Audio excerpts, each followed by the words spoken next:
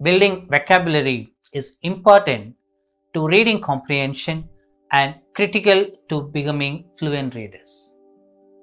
Vocabulary is the knowledge of words and their meanings. As Stephen Stahl puts it, vocabulary knowledge is knowledge. The knowledge of a word not only implies a definition but also implies how the word fits into the world. Further, vocabulary is becoming more important in a world of digital dependency. Autocorrect may have a chance of picking up incorrect spelling, but it cannot be relied on to help you choose the word with the right meaning. Let's talk about the most important aspects of teaching vocabulary in this video.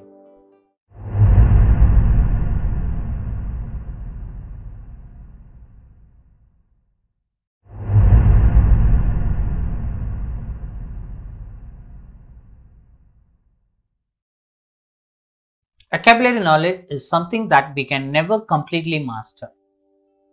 It's something that we will continue to learn and grow throughout our lives. While some vocabulary is acquired implicitly through everyday interactions, it's important to teach more complex and technical vocabulary explicitly. We must make the students use the new vocabulary many times in a conversation. But before we do that, there are a few things we need to know about teaching vocabularies.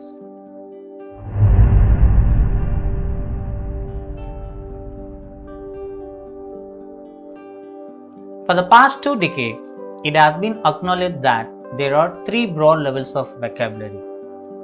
An awareness of these levels is critical to assist teachers in selecting the right words to teach explicitly in their classrooms, from the first day of the school to the last.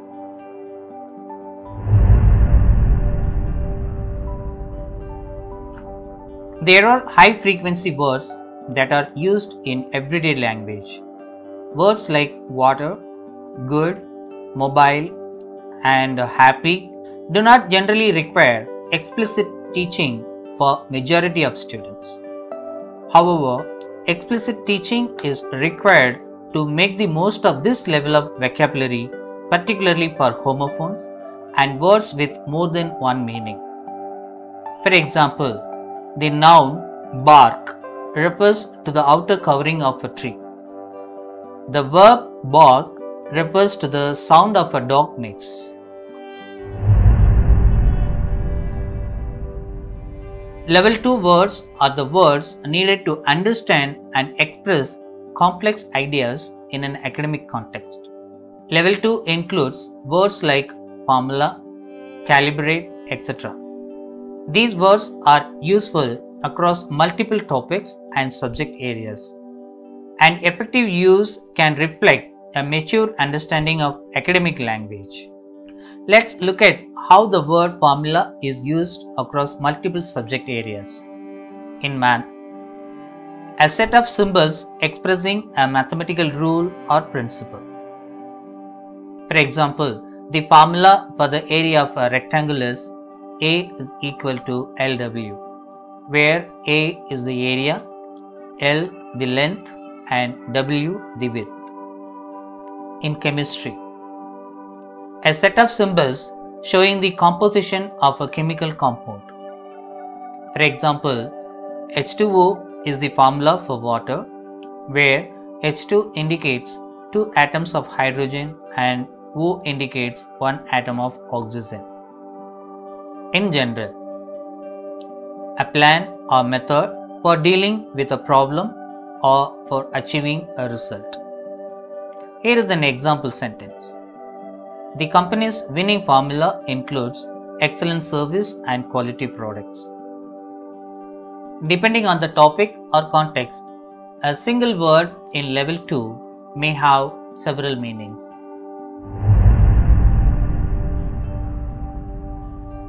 Level 3 words aren't used often and are normally reserved for specific topics or subjects.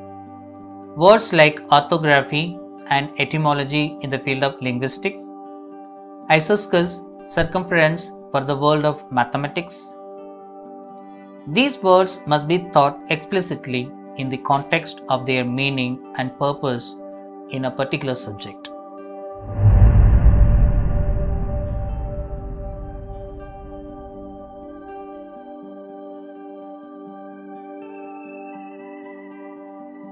Students must understand the meaning of the new word clearly.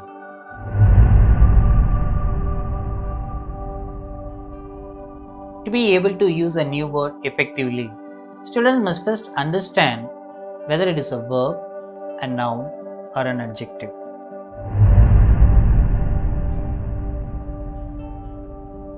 Students must be familiar with how to pronounce the new word. This is especially difficult for English learners because there is frequently no clear relationship between how a word is written and how it is pronounced. Teachers must drill words that they think will cause pronunciation problems for students.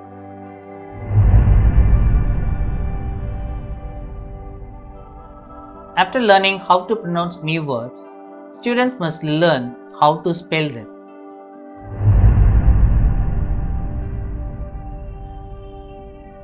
Students must know whether a word is a countable noun or uncountable noun if it is a noun. They can also find if the word is followed by a particular preposition. For example, friendly with, good at, eligible for, depend on.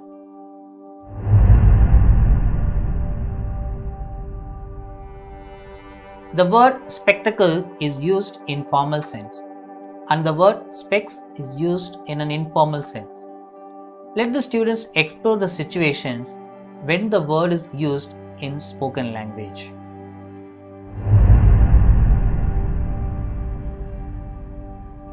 Some words occur together. For example, you describe things in great detail, not in big detail. And to ask a question, you raise your hand. You don't lift your hand. It's important to highlight this kind of differences to the students to prevent mistakes in usage later.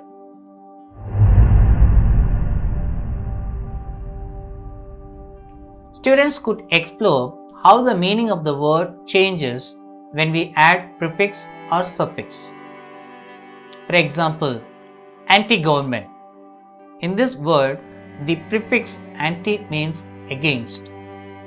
This is particularly useful at a higher level. Which of these areas you choose to highlight will depend on the subject you are teaching and the level of your students. Now, it's time to think about how a teacher could make the students learn the new vocabularies.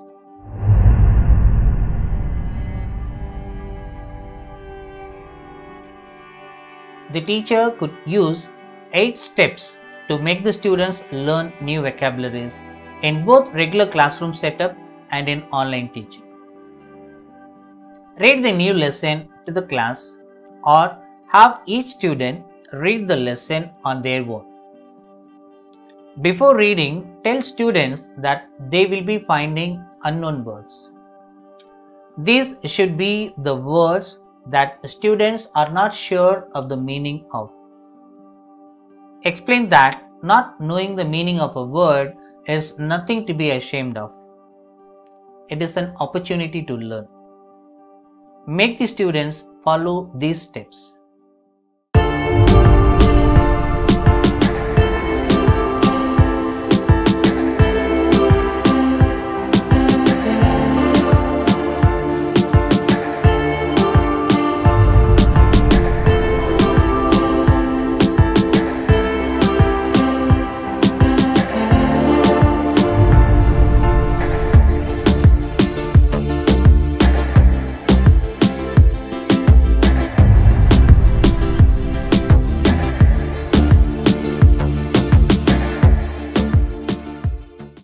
Students may also be encouraged to maintain a vocabulary diary in this format.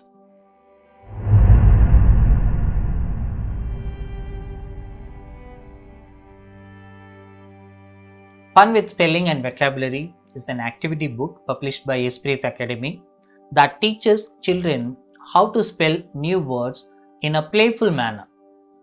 Sample page link is given in the description. If you are interested, you can order your copies. You are more than welcome to share your thoughts on this video. Share a vocabulary activity that went well in your class in the description. See you in the next video.